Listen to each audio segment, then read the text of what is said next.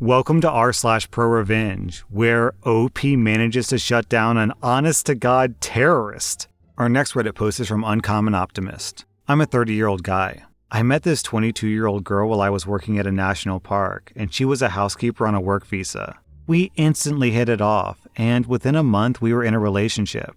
We even had a solid long-distance arrangement where we would visit each other on recreational visas in our respective off-seasons. I'd spend a few months in Romania or meet her at some vacation destination. Then she would spend a few months in the States. This went on for about 2 years. And eventually, the conversation came up with her family about possibly moving her to the States permanently. Romania never really recovered from the Ceausescu regime.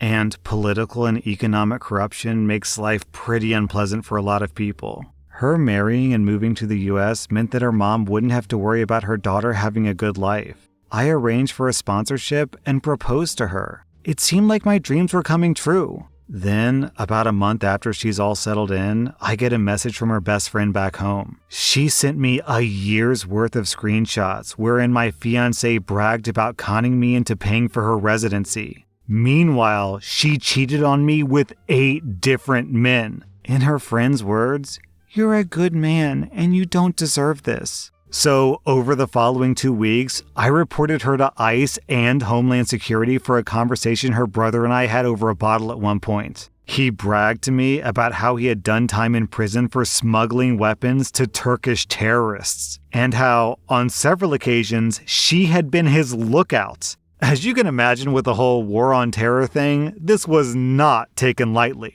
She was immediately arrested and deported and put on a permanent no-entry terror watch list. Want to take advantage of me and cheat? Have fun never being able to come back to the States.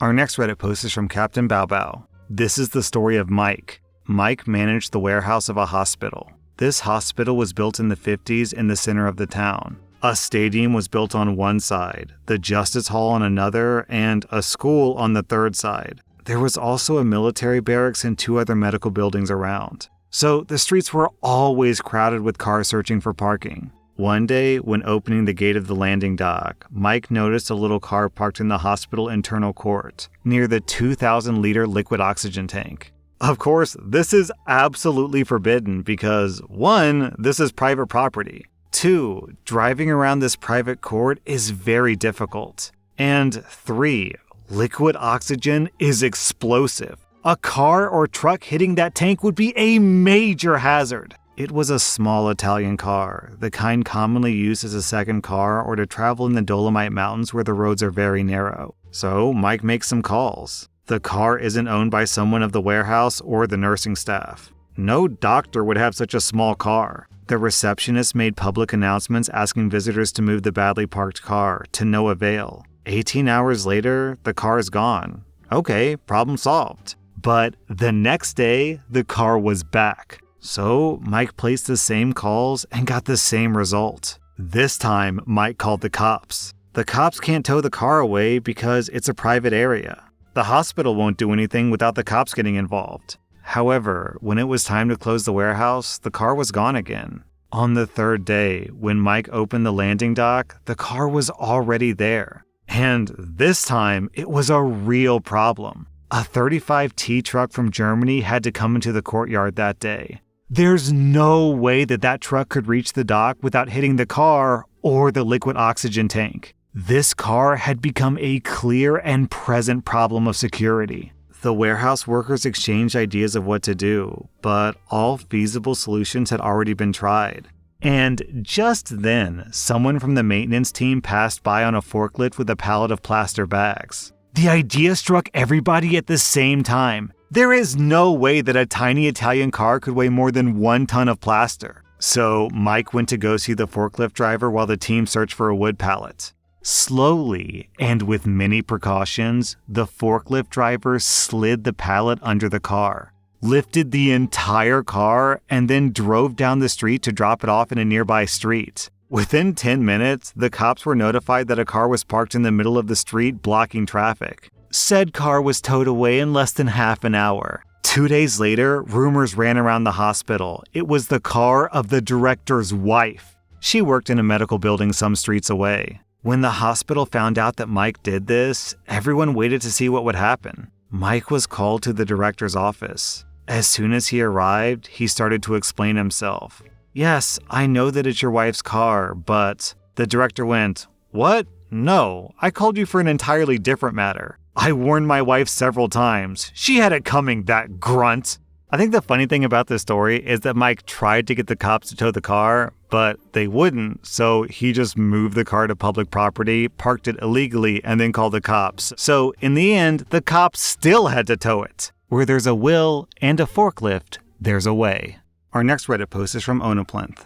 I had a job working warehouse and delivery for a store. Their entire corporate structure was built on treating the people below you like garbage, and that passed down through entry level. Managers would just bark orders and chew you out for any reason they could think of. They paid about 25 cents over minimum wage, and the bosses drove BMWs and Mercedes. The big boss lived in an $8 million house. Our store was the freight hub for 4 others in the little chain. So we got to know the drivers from the other stores pretty well because they were always coming to load freight or drop stuff off. One day, we're sitting with 2 drivers from another store, and this one guy, Buddy, remarks that he and his partner are working over 60 hours a week. I say that he must be doing pretty well with all that overtime pay. He says that they're not getting overtime, just paid a straight time rate. I asked him if he signed an averaging agreement, and he said no. He showed me his pay stub, and there it is. His partner comes back and confirms all this. They've been doing this for months. He asked his manager about overtime, and he had been told that straight pay was just the way that it worked. I told them that's illegal, and I urged them to take it to labor relations. They're reluctant to rock the boat because they think they could be fired, so I drop it. I personally never got any overtime because our store just wasn't that busy. A couple of months later, Buddy and his partner are in my warehouse again. He tells us that he and his girlfriend are moving back east, and he's giving us notice. I tell him again to file a complaint because now he has nothing to lose, so he does. A few weeks go by, and when I come in one day, there are expensive boss cars parked all over the loading dock. My workmate says something big is going down. All the managers have been summoned, and they're inside with a bunch of people in suits. So we wander upstairs to see what's going on. The company bookkeeper had an office in our store and handled all the payroll. He was a Chinese immigrant, a nice guy. The bosses were trying to pin this on him, saying that he didn't speak English very well, which was true, and he obviously screwed everything up. Turns out he was a pretty cagey guy. He knew that what the bosses were telling him to do was illegal, and he was able to produce all the records of him telling them that, and of them telling him to basically just shut up and do it anyway. So he handed over all the documentation and quit. I saw Buddy and his partner a few weeks later. He got a pay stub for about 15 paychecks worth of earnings. The company got caught for all the overtime pay and a pretty substantial fine on top of that. And as an added bonus, the second in command had driven over a nail when he parked his silver BMW on the loading dock and had a flat when he came out of the store. He opened his trunk, called me over and said, "Change that for me." I told him, "Sorry, that's not my job, and if I hurt myself, my compensation claim would be denied." As he went to call a tow truck, I stood on the loading dock and gazed upon all the havoc that I'd wrought, and my heart was glad. Man, corporate theft is so hypocritical. Imagine if an employee stole 15 paychecks from a company. That's embezzlement, and they'd probably do time in jail. But when the boss steals from a coworker, that's just business as usual. Our next Reddit post is from Dean of GCC. I used to live in a rental townhome. The place was great. It was run by a big company, but they paid an on-site super to run the office, coordinate repairs, etc. When I moved in, the super was this nice older retired couple. A few years later, they moved on, and the company hired these 2 young dudes. They were buttholes. They were recent college grads who looked down on the blue-collar tenants, held loud parties all night, generally ignored the grounds, ignored maintenance requests, etc. But that's not how I got them arrested. In addition to renting the townhouse, you could also rent a covered parking spot. If you did, they gave you a hang tag. And if you didn't have a hang tag, you'd get towed. I had the same car, same spot, and same tag the whole time that I lived there. One day I came out and my car was gone. It was towed for not having a hang tag, but in the pictures the tow company took, it was clearly there. I paid to get it out and complained to the two idiots. They had to call to authorize a tow. The tow company couldn't just do it on their own. They gave me a half-hearted apology. About a week later, same problem. Again, towed for no tag. Again, the tag is right there. This time, I called the corporate office and complained. After that, it started happening nearly every day. When I talked to the supers about it, they just laughed. I knew they were doing it on purpose. So, I did some research. The tow company gave me the names of the people who called it in, and mostly it was one guy, but sometimes it was the other. The tow company wasn't liable because the landlords had called them out, so that wasn't an option. But I did some research, and I found out that in my state, calling for a tow when you know it's not a legal tow is grand theft auto, just like you broke into a car. I also found out that you can record conversations in my state without telling the other person. So I went in to meet with the two bros to talk about the situation. They told me on tape that the first 2 times were mistakes, but after that, they did it on purpose and would keep doing it so I would learn my lesson. They said they knew that I was okay to park there, but that they didn't care. I took that recording in the list of calls to a buddy who's an attorney, and he helped me take it to the local police. The police were more than happy to have a couple of felony charges dropped into their laps. So they filed the charges and went to arrest them. Corporate fired them the same day, refunded all of my fees for dealing with a tow company, and gave me a rental discount for a few months. They both ended up eating the felony and got probation. Last I heard, they weren't able to find decent jobs because of the felonies, and also couldn't pay their student loans. Both of them ended up working construction, which they sneered at because that's all they had left. OP, you think they learned their lesson? You'd think they would, right? Because they were so keen on making sure that you learned your lesson. Our next Reddit post is from CTAP.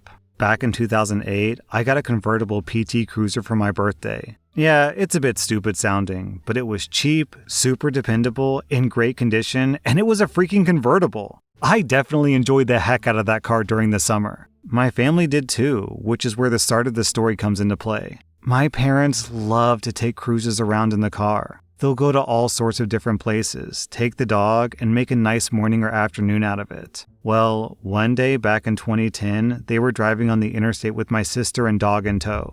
They end up behind a semi-truck with a flatbed trailer and big stacks of parts strapped down on the top of it. Well, secured would not be a good term to describe this load, because those parts fell off the trailer and right into the path of my parents. They described the scene as chaos. My dad, the driver, was swerving around the road trying to avoid falling pieces potentially going through the windshield. My sister was squeezing the dog for dear life. Pretty much a whole lot of chaos. They finally managed to stop on the side of the highway. My family is terrified. The dog is freaked out. And the car is in terrible condition as a result of being hit by and driving over metal beams. And the worst part?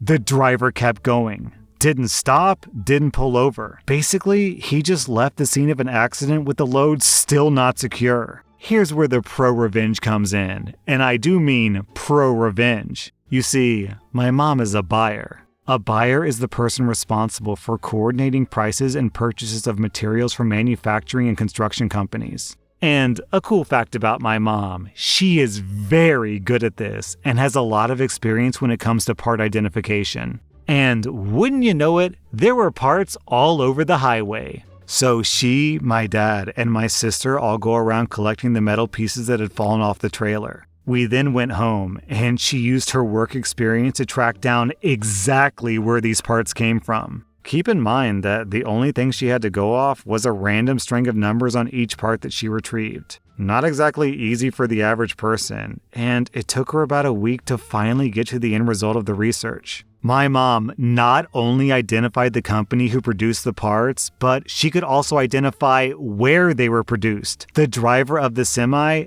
as well as the destination of the parts. She contacted the manufacturer and threatened to press charges for what happened. My mom had all the evidence she needed. These parts were definitely for commercial use only, and they shouldn't be in the hands of some mom 150 miles away from the part's destination. When you add on top of that the vehicle damage to prove what happened, the manufacturer was forced to pay out to fully repair the car for about $5,000. Needless to say, the semi-driver was also fired for negligence. OP, your mom could unironically use the taken speech. I have a very particular set of skills. Skills I've acquired over a very long career. Skills that make me a nightmare for people like you. That was r/Prorevenge, and if you like this content, check out my podcast where I publish the exact same episodes. Also, hit that subscribe button because I put out new Reddit videos every single day.